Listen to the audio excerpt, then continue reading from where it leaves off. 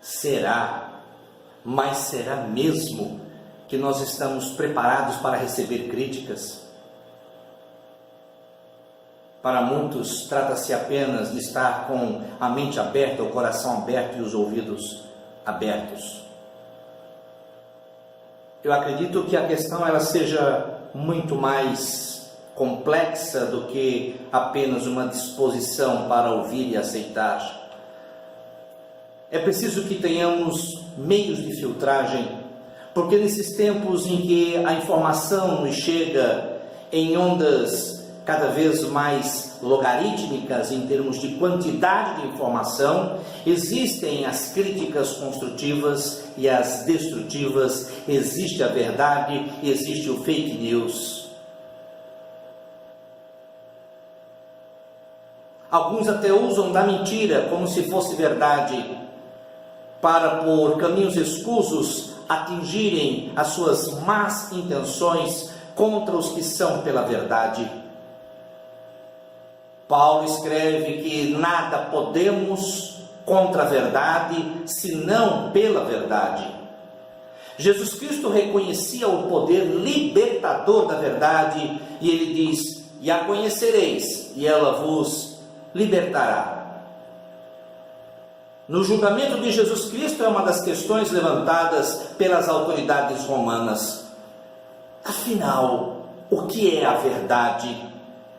Afinal, estavam no meio de um processo, de um julgamento de cunho criminal e que poderia culminar, como de fato culminou, na morte do acusado. Mais do que apenas ouvir, precisamos saber a quem dar crédito. Algumas verdades, quando nos são ditas em tom de crítica, não é para o nosso bem, mas sim para nos destruir. Por isso alguém disse: cuidado, uma verdade que não é dita com amor pode matar tão rapidamente quanto uma mentira. Mas não é um drama apenas do nosso tempo, é também o drama do tempo de Davi, 3.000 anos atrás, contados a partir da nossa geração. Jessé o chama e diz: vá até o campo de batalha e leve para teus irmãos mais velhos que lá estão algum provimento, leve também para o comandante deles. Davi sai logo cedo levando pães, grãos tostados e alguns queijos. E quando ele está ali entregando aquelas provisões para os seus irmãos, Eliabe, o seu irmão mais velho, chega e lhe diz: mas o que é que você está fazendo aqui? Por que não volta para aquele teu rebanhozinho no meio do deserto? Quantas pessoas hoje imbuídas de projetos magníficos, mas ainda um tanto quanto embrionários, incipientes. Quantos líderes religiosos cuidando de seus pequenos rebanhos recebem em seu coração esta seta inflamada em que se questiona da sua atitude, da sua postura, do seu ministério, e aonde os seus projetos são chamados de rebanhozinhos no meio do deserto. Para o menosprezo do irmão mais velho Eliabe, a única coisa que Davi faz é continuar a fazer o que ele está fazendo. Ele se apresenta diante de Saul, disposto a enfrentar o gigante Golias. Saul então vem com outra crítica: você é inexperiente e imaturo, você não tem condições para enfrentar o gigante. O remédio para esse tipo de crítica é a determinação. Eu não vou abrir mão daquilo que me propus a fazer, em nome do Deus a quem eu sirvo. E mais, ele confia em Deus e deixa isso muito claro para o rei. Davi está no campo de batalha, na planície do Carvalho. Diante dele está um gigante de 2,85 m. O gigante dispara contra ele críticas, desprezo, intimidação e maldição. O desprezo: mas o que é você, um moleque que vem a mim com pedras e paus? É como se Golias questionasse a estrutura da qual Davi dispunha para a luta. A intimidação: hoje mesmo vou entregar as tuas carnes às bestas do campo e às aves de rapina. E a maldição em que ele invocasse os seus deuses e lançasse imprecações contra Davi. E para essas três coisas, o desprezo, a intimidação e a maldição, Davi tem um mesmo remédio, que é invocar o nome de Deus. Para o desprezo ele diz: eu não venho no meu nome, eu venho no nome do Deus Todo-Poderoso. Para a intimidação ele diz: eu não venho no meu nome, mas eu venho no nome do Deus Todo-Poderoso. E para as maldições de outras divindades que poderiam vir sobre ele, ele diz: eu não venho no meu nome, eu venho no nome do Deus Todo-Poderoso. É a invocação a Deus. Davi traz Deus para o centro da questão. Pouco depois, Davi precisa fugir para Gate. A vida às vezes tem dessas surpresas. E quando ele chega diante de Aques, o rei de Gate, os súditos filisteus dizem: mas esse aí não é aquele de quem se canta lá em Israel, dizendo que o rei Saul matou 1000 e ele matou 10.000? Sarcasmo. E junto com o sarcasmo, o questionamento acerca do caráter de Davi.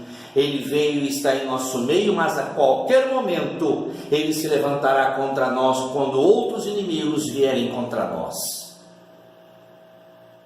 Davi naquele momento se finge de louco, mas não muito depois ele retorna a Gate e ao rei Aques. E a resposta que Davi tem para dar àqueles que usam de sarcasmo contra ele e daqueles que questionam do seu caráter é esperar a oportunidade para demonstrar a sua lealdade. Os filisteus atacam a cidadela de Keila. A notícia chega a Davi e quando trazem é na expectativa que Davi possa fazer alguma coisa.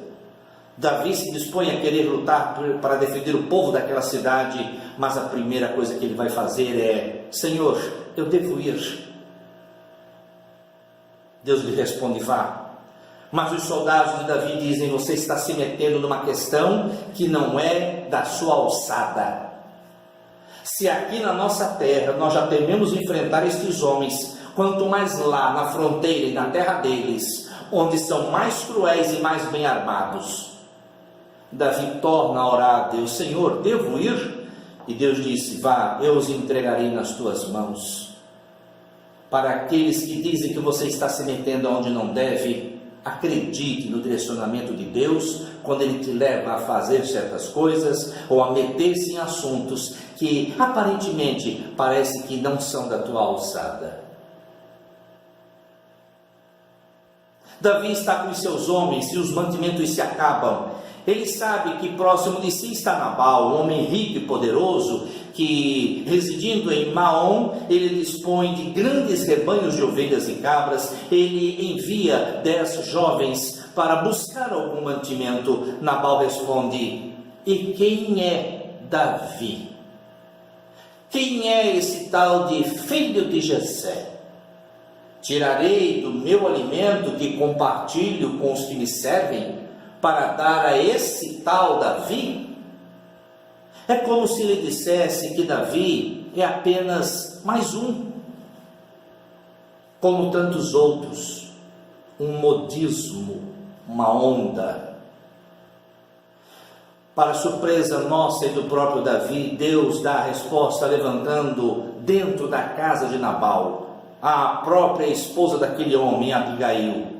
E ela prepara então carne, e junto com a carne ela vai trazer pasta de figo, ela vai trazer uvas passas, trigo, pão, vinho, e ainda um pedido formal, veemente, de desculpas pelas tolices que seu marido disse. Davi esperou que Deus mobilizasse pessoas para lhe dar resposta.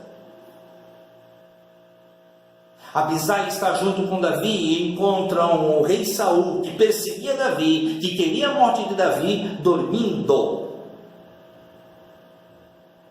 Abisai logo diz: é de Deus, é uma oportunidade de Deus, aproveite, mate-o. Todos os teus problemas se acabarão. E quantas vezes as pessoas querem nos induzir a tomar posturas, envidar ações, nos dizendo que é de Deus aquilo que não procede de Deus. E diante desse tipo de armadilha, quase crítica por omissão da parte de Davi, Davi apela aos seus próprios princípios, valores, diretrizes, e ele responde: eu não posso levantar a minha mão contra aquele que Deus ungiu para reinar sobre o povo de Deus. Joabe foi durante muito tempo um grande companheiro de batalhas de Davi. Mas quando Abner, que era aliado de Saul, decepcionando com Saul, vem a Davi e pede para aliançar-se com ele, logo se aproxima Joabe e diz: você está sendo enganado, ele está te fazendo de trouxa, ele veio apenas para te espiar.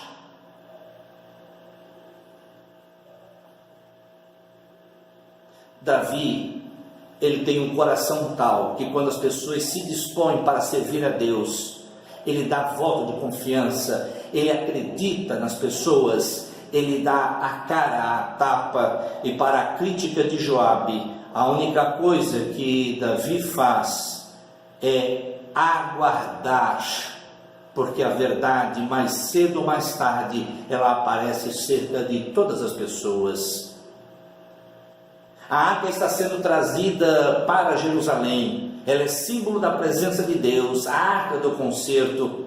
Davi está tão feliz que ele veste um manto de linho fino, branco, e sai saltitante, dançando à frente da arca, glorificando a Deus.